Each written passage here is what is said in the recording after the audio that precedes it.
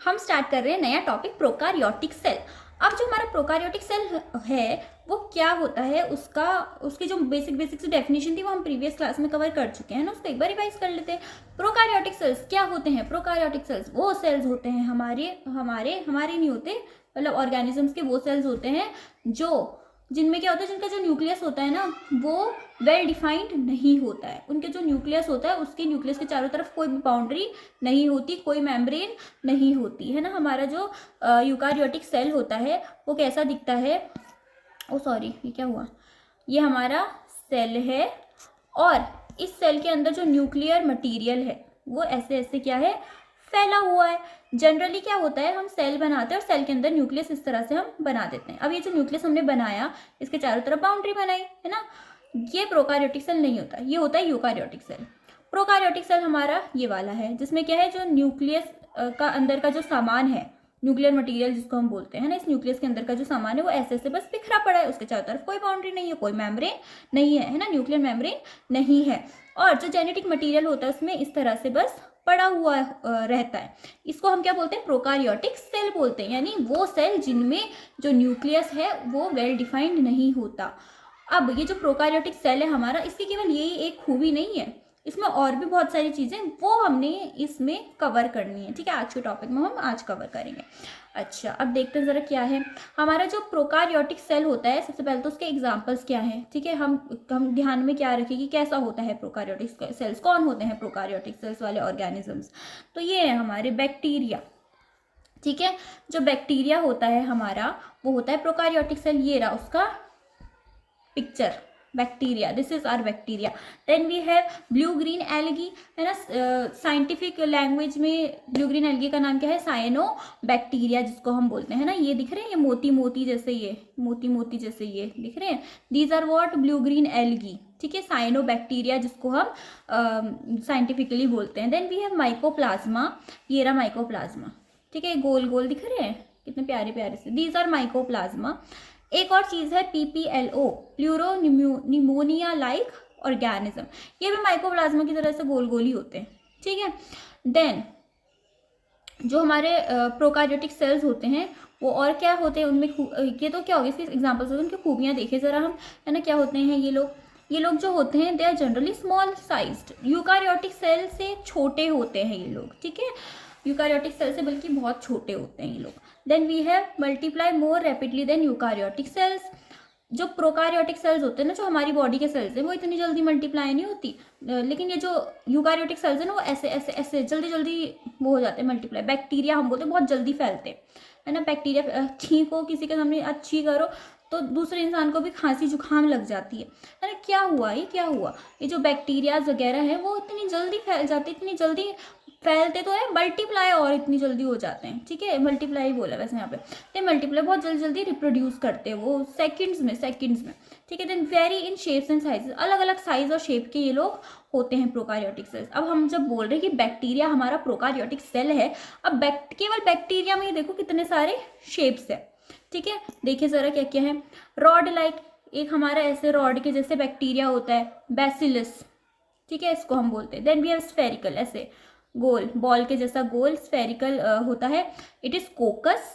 Then we have vibrio, इस तरह से होता है कॉमा शेप्ड। ठीक है, और एक होता है spirillum, oh sorry we have spirillum, cut गया कोई बात नहीं, स्पाइरलम ऐसे ऐसे। ठीक है, स्पाइरल के जैसा, स्पाइरल नोटबुक्स भी तो लाते हैं हम, है ना, उसकी जो स्प्रिंग होती है उसके जैसा ऐसे जैसा होता है। तो we have 4 shapes, basic shapes of bacteria. कौन से हैं? Rod like bacillus, spherical coccus, vibrio comma shaped and spirillum. Then we have what? अलग अलग साइजेस के, अलग अलग शेप और साइजेस बोले ना हमने, तो शेप तो ये रहे हमारे, शेप तो ये है। नाउ दिस आर वो अलग अलग साइजेस देखो जरा इनके। बैक्टीरिया जो होता है हमारा 1 से 2 म्यू मीटर केवल होता है। जो म्यू मीटर है ना, इट इज ऐसे बनाते हैं म्यू को, एंड देन मीटर, वो मुझे मिला नहीं तो मैंने ऐसे लिख दिया कीबोर्ड में, मिला नहीं मुझे ऑप्शन ऐसे म्यू बनाने का। So then we have PPLO, पीछे पढ़ा हमने, प्लूरो निमोनिया लाइक स्ट्रक्चर, है ना, organism, this is 0.1 mu metre only. Viruses कितने होते हैं? 0.02 म्यू मीटर, है ना, सबसे छोटे वायरसेस। अब ये तो हो गई इसकी साइज की बात। अब ज़रा और देखते हैं हम इसमें क्या क्या है। जो सेल मेम्ब्रेन होती है इनकी, it is surrounded by cell wall. जैसे हमने बोला ना कि प्लांट सेल्स में बाहर सेल वॉल होती है सबसे बाहर, प्रोकार्योटिक सेल्स में भी सबसे बाहर क्या होती है, सेल वॉल होती है। यानी बैक्टीरियाज में क्या होती है, सेल वॉल होती है ना। Fluid matrix cytoplasm fills the cell. Obviously cell wall है हमारे पास, ठीक है। इस सेल वॉल के अंदर क्या है, हमारा प्लाज्मा मेम्ब्रेन है, और इस प्लाज्मा मेम्ब्रेन के अंदर ऑब्वियसली साइटोप्लाज्म ही तो भरा होगा, वही लिखा है fluid matrix cytoplasm fills the cell. यानी इसके अंदर क्या है, साइटोप्लाज्म भरा हुआ है। No well defined nucleus, no well defined nucleus, यानी कि न्यूक्लियस ऐसे गोल बाउंड्री के अंदर बंद नहीं है इसका, ऐसे बस उसके अंदर का न्यूक्लियर मटेरियल एक कोने में इस तरह से फैला हुआ है। No membrane bound organelles are found. जो ऑर्गेनेलीज है ना हमारी आधे से ज़्यादा, कल हमने पढ़ा था, वो कैसी है, वो मेम्ब्रेन बाउंड होती है। एंडोप्लाज्मिक रेटिकुलम के बाहर भी एक बाउंड्री होती है, मेम्ब्रेन होती है। गोल्गी apparatus के बाहर भी क्या होती है, बाउंड्री होती है, मेम्ब्रेन होती है। वैक्यूल्स के बाहर भी क्या होती है, बाउंड्री होती है ना, मेम्ब्रेन जिसको हम बोलते हैं। तो ऑलमोस्ट जितने भी हमारे वो हैं ऑर्गेनेलीज है, उनके बाहर क्या होती है, और मेम्ब्रेन्स होती है। तो ये जितने भी सारे हमारे ऑर्गेनेलीज हैं, सेल ऑर्गेनेलीज हैं, ये प्रोकार्योटिक सेल्स में नहीं मिलते, बिल्कुल भी नहीं मिलते। राइबोसोम होते हैं इसमें भर भर के, ठीक है। एनर्जी बनाता है ना राइबोसोम, क्योंकि अब एनर्जी तो, अब कोई भी ऑर्गेनिज्म उसको एनर्जी तो चाहिए ही। तो राइबोसोम में मेम्ब्रेन नहीं होती है, और वो इसमें भर भर के भरे होते हैं, ठीक है। अब हम बेसिक सा ना स्ट्रक्चर पढ़ लेते हैं इसका, और थ्योरी उसके बाद देखेंगे कि क्या क्या है इसमें, ठीक है।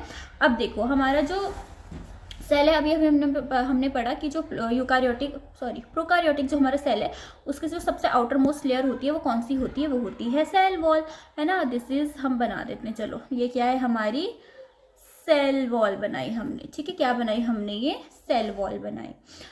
देन इस सेल वॉल के अंदर क्या होती है, हमारी प्लाज्मा मेम्ब्रेन होती है ना, या सेल मेम्ब्रेन जिसको हम बोलते हैं, इस तरह से होती है सेल वॉल के अंदर, ठीक है। क्लियर नीट नहीं बन रहा डायग्राम पर, चलो जो भी बन रहा है समझ तो आ जाना चाहिए बस। तो क्या है, सेल मेम्ब्रेन। इस सेल मेम्ब्रेन के अंदर साइटोप्लाज्म भरा हुआ है। सेल ऑर्गेनेलीज के नाम पे इसमें केवल राइबोसोम भरे हुए हैं, है ना। लेकिन एटीपी कैसे बनेगी, और भी तो फंक्शंस होंगे ना सेल के, वो कैसे होंगे, उसके लिए इनमें एक स्पेशल स्ट्रक्चर होता है, ठीक है। ये जो हमारी सेल मेम्ब्रेन है ना, इसी में से निकले हुए हैं ऐसे ऐसे करके कुछ, ठीक है। इसी में से ऐसे ऐसे करके कुछ कुछ निकले हुए हैं ऐसे करके, ठीक है। देखना डायग्राम अगर होगा ऐसे ऐसे अंदर की तरफ, ठीक है। इसको हम क्या बोलते हैं, इसको हम क्या बोलते हैं, इसको हम बोलते हैं, ओहो, इसको हम क्या बोलते हैं, इसको हम बोलते हैं मीजोजोम्स, इसको हम बोलते हैं, ठीक है। इसमें से जो निकले हुए हैं ये जो, दीज आर मीजोजोम्स। अब ये जो मीजोजोम्स है ना, ये बहुत इंपॉर्टेंट है, अभी पढ़ेंगे हम इसके कि किस काम के हैं ये।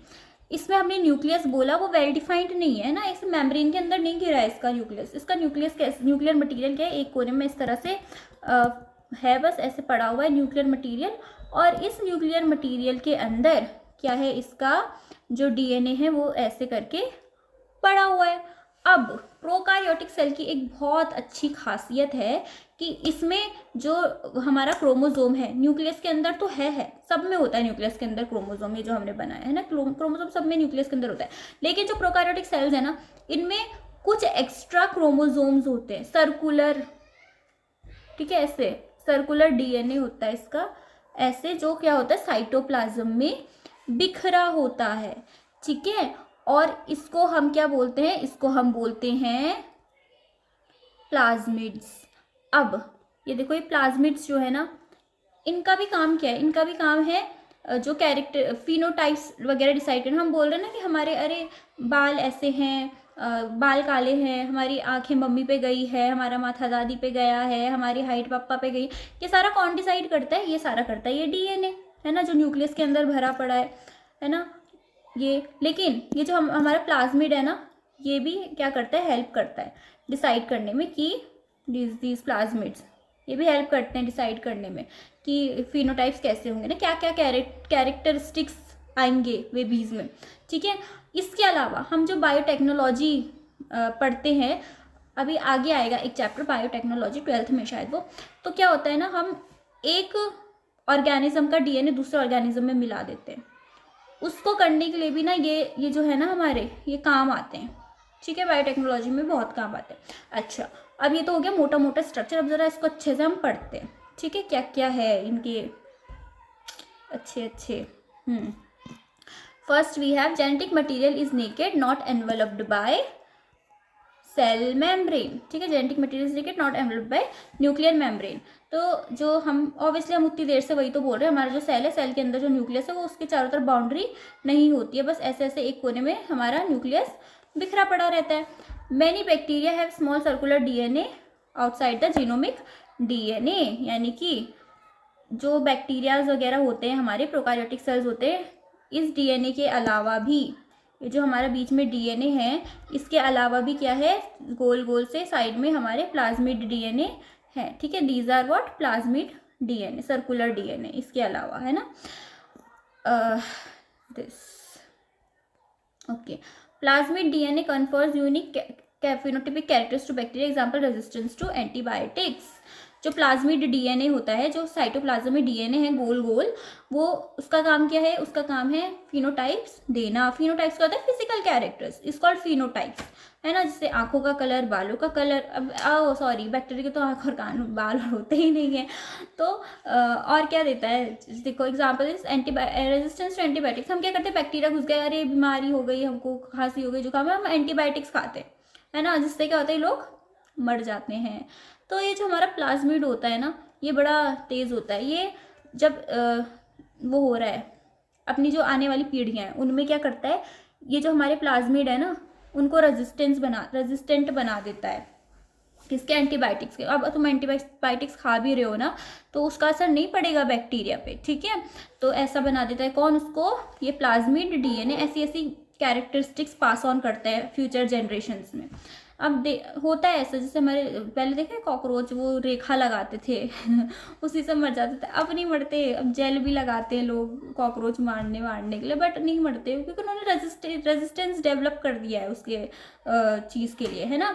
अब वो नहीं हो गया, जो फ्यूचर जनरेशन्स आई उनमें वो चीज़ ऐसे बन गई कि बाहर से जो ह्यूमन्स है हमको ये चीज़ खिला रहे हैं, तो अब हमको हमारे जो फ्यूचर जनरेशन्स हैं उनमें कुछ ऐसा होना चाहिए कि जो दवाइयाँ डाल रहे हैं अपने घरों में वो असर ही ना करे, ठीक है। तो दिस इज रेजिस्टेंस। कोरोना भी जब आया था तो वेरिएंट्स आ रहे हैं, है ना, पहले वाला जो आया था हमने वैक्सीन लगाई, वो रेजिस्टेंट हो गया उसके बाद कि अरे वैक्सीन लगा रहे लोग, हम उससे वैक्सीन से भी स्ट्रॉन्ग बन के आएंगे फिर बैक्टीरिया, तो दूसरा बैक्टीरिया सॉरी वायरस कोरोना वाला फिर वो और स्ट्रॉन्ग बन के आया, पहले वाले की उस पर कोई फर्क ही नहीं पड़ रहा था, है ना। तो दिस इज रेजिस्टेंस। आने वाली जनरेशन क्या करती है, खुद को अडेप्ट कर लेती है कि जो चेंजेस एनवायरनमेंट में है या जो कंडीशंस एनवायरनमेंट पे उसके अकॉर्डिंग, ठीक है, उसको रेजिस्टेंस बोलते हैं। देन जो हमारे प्लाज्मिड डीएनए होता है, it is used to monitor bacterial transformation with in foreign DNA, वही बायोटेक्नोलॉजी में काम आता है ये प्लाज्मिड डीएनए, ठीक है। जब हम बैक्टीरिया को ना स्टडी करते हैं तो क्या होता है, बैक्टीरिया के अंदर ना, एक बैक्टीरिया के अंदर दूसरे बैक्टीरिया का या दूसरे किसी प्राणी जो कि बैक्टीरिया ही माइक्रोब्स के डीएनए डाल देते हैं, ठीक है। और कौन सा वाला डालते हैं, ये प्लाज्मिड डीएनए डालते हैं, जो साइटोप्लाज्म में गोल गोल थे ना बाहर, वो वाला डीएनए डालते हैं। तो उससे क्या होता है, हमें स्टडी करने में हेल्प होती है कि बैक्टीरिया में क्या क्या चेंजेस होते हैं, क्या क्या चेंजेस हो रहे हैं और कैसे कैसे करके हो रहे हैं, ठीक है, वो सारी स्टडी करने में हेल्प होती है हमको प्लाज्मिड से, ठीक है। तो प्लाज्मिड का बहुत इंपॉर्टेंट रोल है बायोटेक्नोलॉजी में। जब वो चैप्टर आएगा 12th में शायद, वो इस साल नहीं है, पता नहीं है कि नहीं, तो पढ़ेंगे उसको अच्छे से डिटेल में तब, ठीक है। फिर वी हैव मीजोसोम्स। मीजोसोम्स क्या थे, मीजोसोम्स हमने बोला जो हमारा वो था प्लाज्मा मेम्ब्रेन था, प्लाज्मा मेम्ब्रेन से कुछ कुछ इस तरह से निकला हुआ है ना, इस तरह से निकला हुआ है अंदर की तरफ। These are mesosomes. ये कैरेक्टरिस्टिक्स हैं प्रोकारियोट्स के, ठीक है, केवल प्रोकारियोट्स में हमें देखने के मिलते हैं mesosomes. They are essentially the infoldings of cell membrane. तो सेल मेम्ब्रेन में से ही तो निकल रहे हैं ये लोग, है ना। सेल मेम्ब्रेन क्या अंदर को ऐसे करके अंदर को घुस जाता है, अंदर को ऐसे फोल्ड होने लग जाता है, तो ये और क्या बना देता है, मीजोसोम्स बना देता है, ठीक है। It is a specialised differentiated form of cell membrane, यानी कि सेल मेम्ब्रेन का ही एक फॉर्म है, ठीक है, एक स्पेशल फॉर्म है उसकी सेल मेम्ब्रेन की, ठीक है, मीजोजोम्स, और ये बहुत इंपॉर्टेंट फंक्शंस प्ले करते हैं क्योंकि सेल के अंदर बाकी ऑर्गेनेलीज नहीं है ना, सेल के अंदर माइटोकॉन्ड्रिया नहीं है जो वो बना सकेगा, क्या बना सकेगा, एटीपी बना सकेगा। सेल के पास खाना स्टोर करने के लिए वैक्यूल्स वगैरह इतनी नहीं है, तो वो भी ये करेगा। ठीक है, तो पता बहुत सारे काम है म्यूजोसोम्स के भी। तो ये हो गया हमारा क्या, म्यूजोसोम कंप्लीट, और इसके साथ हो गया हमारे टॉपिक भी कंप्लीट। कल हम दूसरा टॉपिक पढ़ेंगे प्रोकार्योटिक सेल के अंदर ही, कि उसकी सेल मेम्ब्रेन कैसे बनती है वो पढ़ेंगे।